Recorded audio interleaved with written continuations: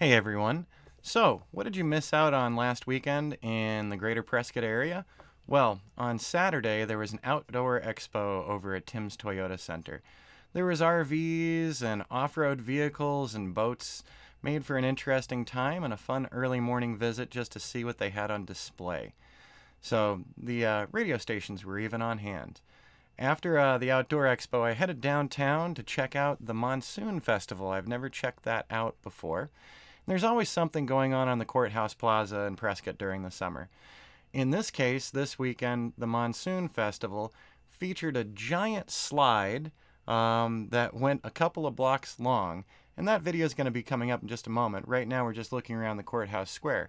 One thing I can say, it wasn't very busy on the square this weekend. Normally, there's a lot of vendors and things on the square, but for the Monsoon Festival, there was a small amount of vendors, and one giant water slide available to the public from 12 to 6. So they had, you could buy passes for $20 to slide on the slide for in 2-hour blocks. In just a moment, we'll see folks setting up for sliding down the slide and all the tubes for going down it. And then finally, there we go. There's the water slide. I gotta say, at noon, it was still pretty quiet. There weren't big crowds, and I don't know how the afternoon went. So that's what was the big things that were going on for Saturday in the Prescott area. And then on to Sunday. I didn't head into town at all. Instead, I decided to take a random walk through the Granite Dells once more. And so you've seen in my previous videos some of the different trails in the area at both Watson and Willow Lake.